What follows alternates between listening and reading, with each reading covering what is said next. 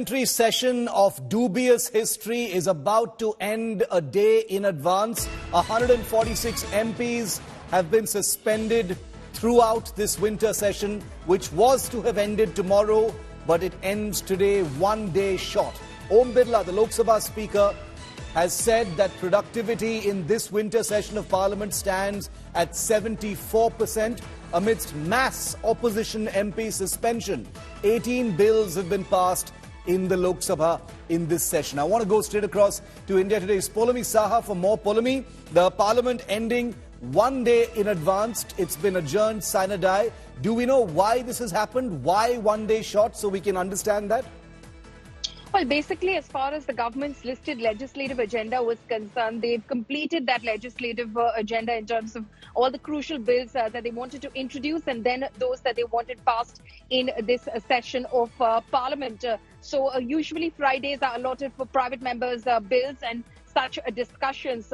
Other than any legislative agenda, there was no such, agenda per se. So many MPs, obviously those who were still, in Parliament, in the Lok Sabha and Rajya Sabha attending, said that, they would like to, of course, go back to their constituencies so that, they can hit the ground running as far as the Lok Sabha elections are concerned. And everyone's been talking about how they need to return to their constituencies and start work for Lok Sabha 2024. So because the legislative agenda was virtually completed as far as this winter session of Parliament was concerned, the government, of course, went ahead and decided to adjourn the Lok Sabha, sine die, and after, of course, the vote on the 3 criminal law amendment bills in the Rajya Sabha, after the Home Minister's reply, the Rajya Sabha will be adjourned sine die as well.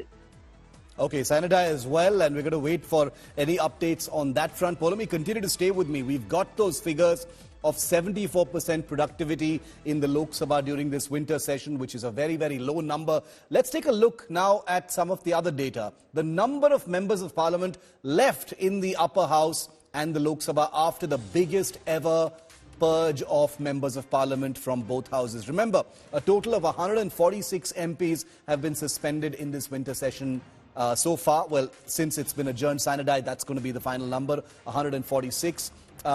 Mass suspensions in the Rajya Sabha, a total of 245 MPs in the Rajya Sabha. NDA, 109 MPs, opposition, 95 MPs, others are 41 MPs. 46 of the opposition MPs have been suspended. So it's down by a factor of 50%. 95 opposition MPs, 46 have been suspended.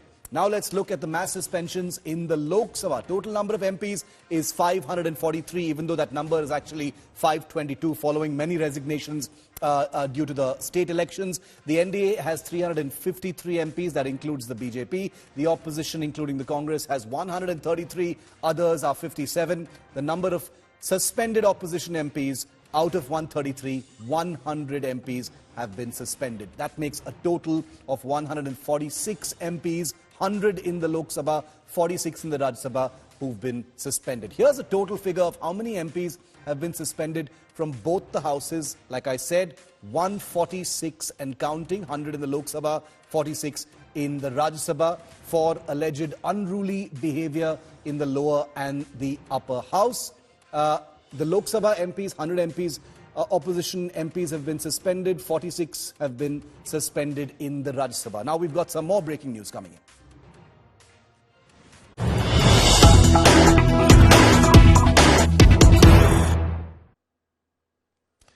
Okay, this is an exclusive news break. First on India Today from our sources. After the end of the Lok Sabha session, Prime Minister Modi met Lok Sabha Speaker Om Birla and opposition floor leaders in the Speaker's office just moments ago. Parliamentary Affairs Minister Prahlad Joshi of the BJP and Minister of State for Parliamentary Affairs were also present during this meeting. The Prime Minister said that after the breach in security of Parliament on December the 13th, whatever necessary steps and security measures should be taken. So a meeting has taken place. Opposition leaders, the Prime Minister and the Lok Sabha Speaker have just met in Parliament. Polami, the Parliament has come to an end in this session. The Prime Minister meeting with Om Birla and the opposition floor leaders. Anything you're picking up from what may have happened in that conversation? Well, Shiv, this is customary at the end of every session of Parliament. The Prime Minister, as the leader of the House, and of course the Union Parliamentary Affairs Minister Prahlad Joshi, as well as the Minister of State for Parliamentary Affairs, meet with the Lok Sabha Speaker. Floor leaders from the other opposition parties are also present. It's a customary tea that they have, and basically there's very little conversation that happens because it's just a customary ritual. During that time, we do believe that the Prime Minister may have said a few words in terms of assuring those, in that meeting for that high tea, that indeed the government is very serious and sensitive to what happened in Parliament on December 13 and is taking all measures in order to ensure that security is beefed up in Parliament and nobody feels insecure inside these very premises. Remember, he's been saying this constantly, that this is a very serious issue. It shouldn't be politicized. It shouldn't come down to any sort of political tutu meme. And at the end of the day, they have to realize that this concerns every parliamentarian from whichever hue or color they are inside the premises, and for everyone who is working inside these premises. And that needs to be the topic of conversation as to how do we ensure that everyone's safe and secure and nothing else. Poulomi, thanks very much for that. Well, Parliament has come to an end, but the stalemate has not ended at all. 3 more opposition MPs, like I said, suspended, taking that record-breaking figure of suspended MPs from 143 yesterday to 146 today. This is politics at boiling point just weeks before the 2024 election cycle. While the India Alliance has hit the streets in protests right through the day today, the BJP has been staging its own protests over the mimicry by Trinamool MP Kalyan Banerjee. It's protest versus protest across the country. Take a look. जो सदस्य इसके पक्ष में है वो हाँ कहें, जो सदस्य इसके विरोध में वो ना कहें. A session in Parliament. With opposition benches almost deserted, the Lok Sabha approved a bill aimed at regulating the appointment of top officials in the Election Commission.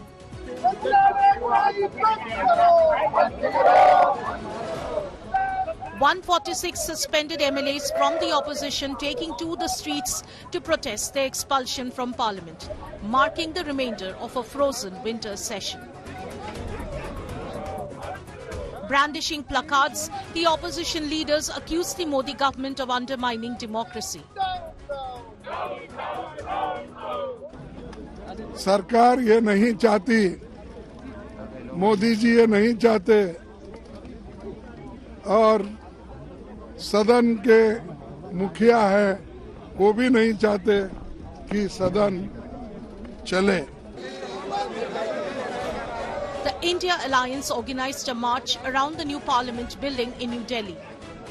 He is giving a speech and 125-30 people are watching it and they are shouting slogans. This is really, this shows that they don't have faith in democracy. They don't want discussion, debate.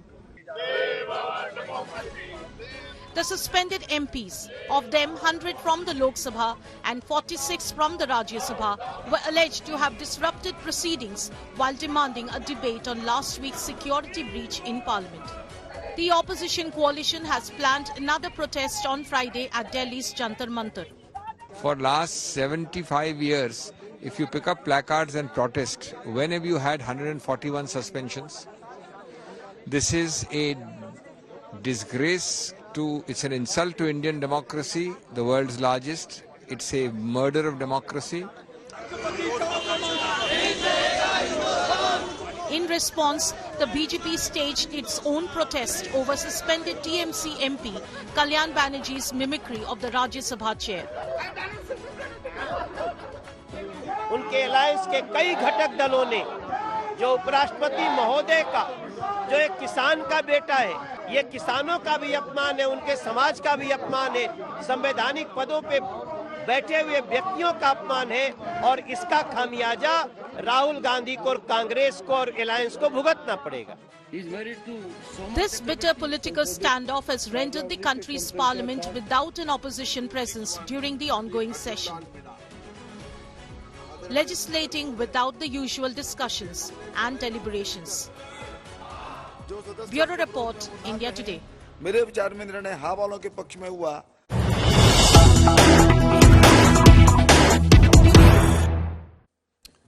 Politics at boiling point. The war over the legislative bills passed in the Lok Sabha without opposition MPs, because there are simply no opposition MPs left in any numbers. Congress Chief Mallikarjun Kharge, who's also almost the prime ministerial face of the India Alliance, has just spoken at the Congress Working Committee meeting, where Mallikarjun Kharge has said the country is watching how the BJP is strangulating democracy by arbitrarily passing bills without any discussion. He says there is a conspiracy on to convert Parliament into a platform for the ruling party. Let's go straight across to Mausami Singh joining us live on this escalating story. Mausami, Mallikarjun Kharge speaking at the Congress Working Committee meeting, murder of democracy, still the theme that the India Alliance appears to be going forward with. Mallikarjun Kharge, of course, has even bigger responsibilities now, but this standoff in Parliament, this winter session, has become in some ways a rallying point and will define what happens over the next few weeks going into 2024. Right, Shiv, and this entire row is now spiraling out on the streets and in CWC meetings and India Alliance meetings, and Mallikarjun Kharge there, underlining the line of attack that the Congress party is going to take, even in going to the extent of slamming the chairman of Rajya Sabha, saying that people in constitutional posts are undermining the constitution and are indulging in groupism and political one-upmanship, which does not behove their position. So clearly, this is an unrelenting attack on not only the BJP government but also the compromising and the undermining of constitutional posts and organizations.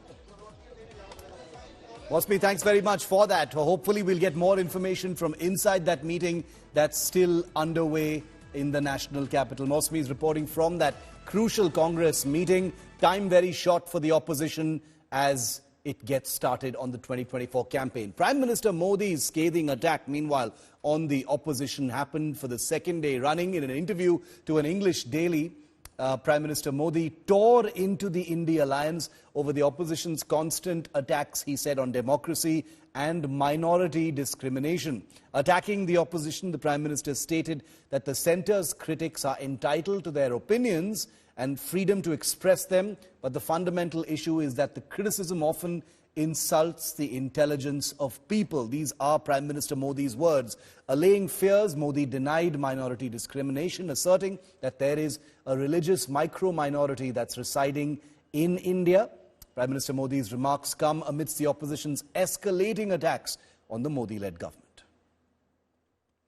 Meanwhile, there's a big churn on the other side of the political aisle. The India Alliance, the coming together of 28 opposition parties, the rifts, the cracks within Team India is only widening with every passing minute. From the Congress to the Trinamool to the Samajwadi Party to the DMK, every party appears to be at loggerheads with the other.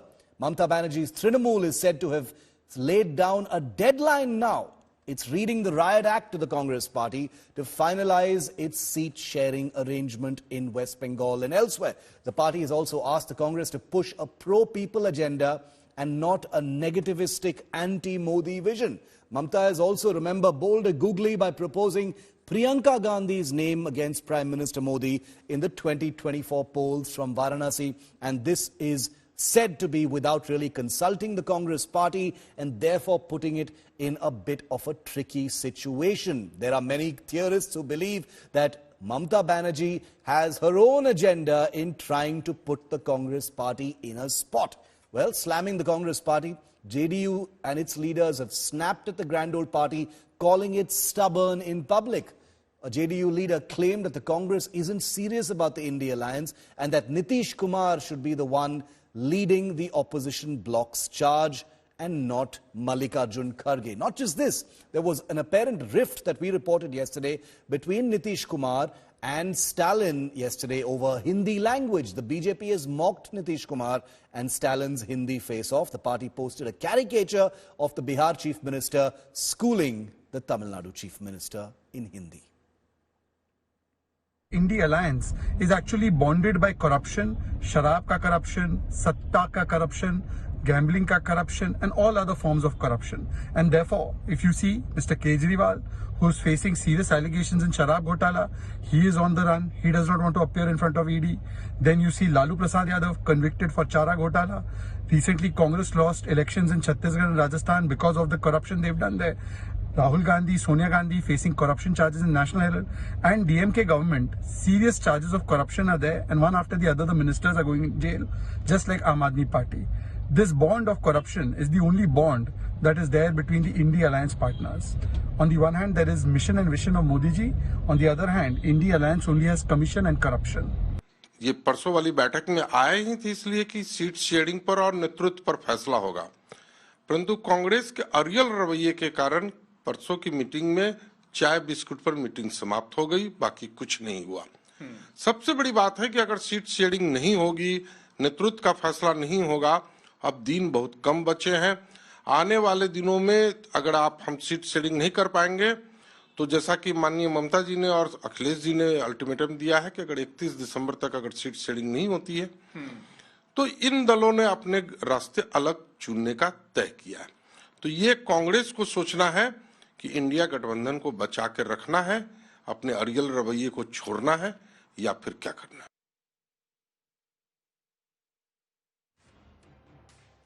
विपक्ष के गठबंधन में BSP सहित अन्य जो भी पार्टियां शामिल नहीं हैं,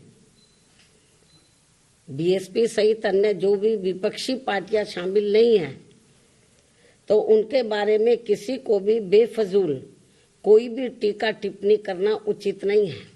भविष्य में देश व जनहित में कब किसको किसी की भी जरूरत पड़ जाए, ये कुछ भी कहा नहीं जा सकता है।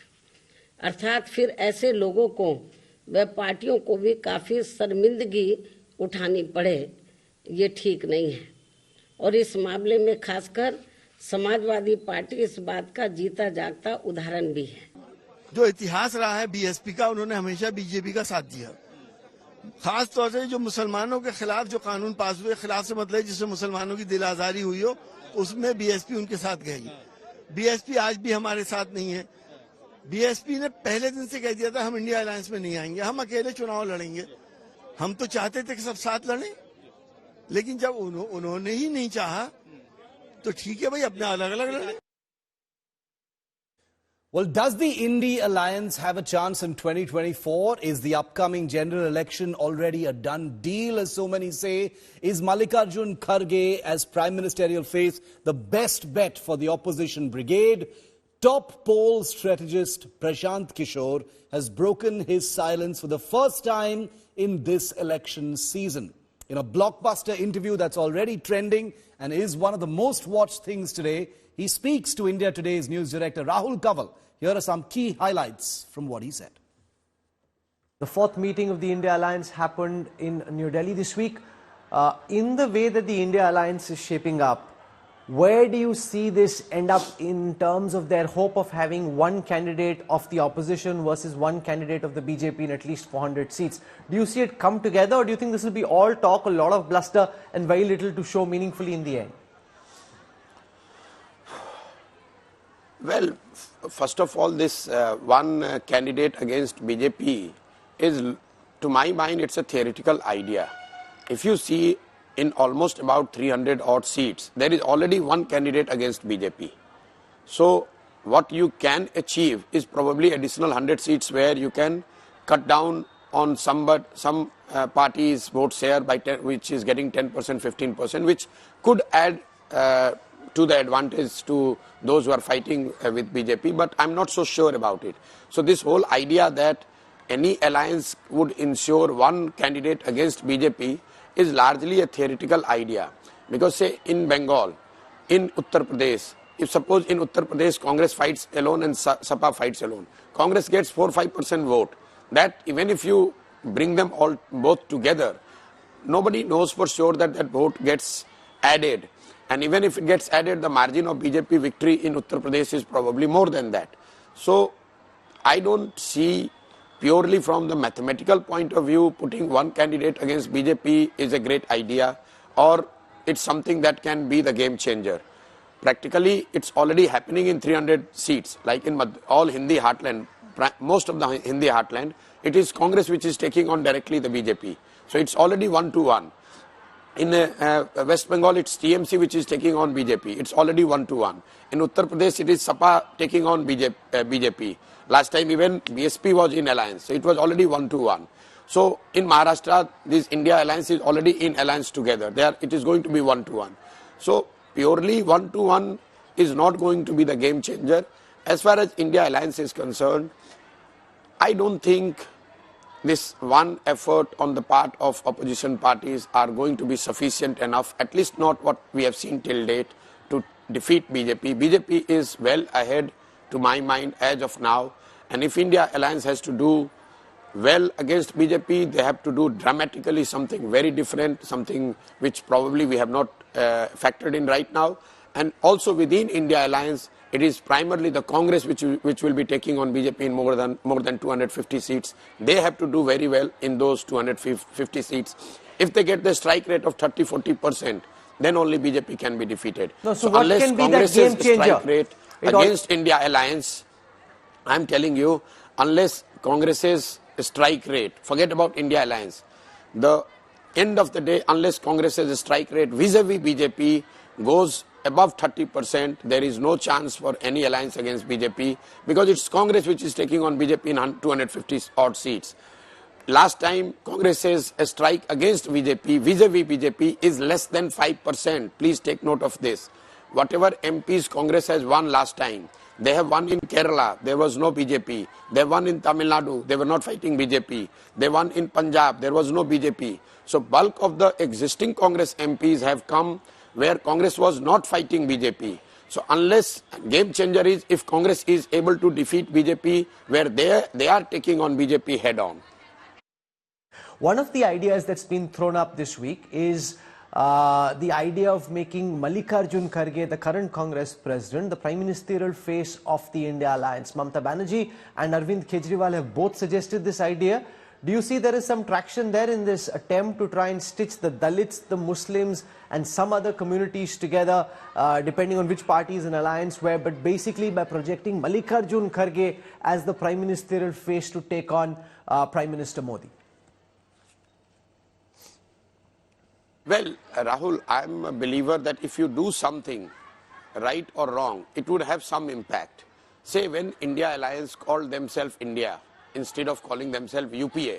Definitely there has been a chatter, there was a buzz, but they stopped there. Similarly, if they announce a face, whether it is Mr. Kharge or somebody else, definitely it will add some more jing to what they are trying to do.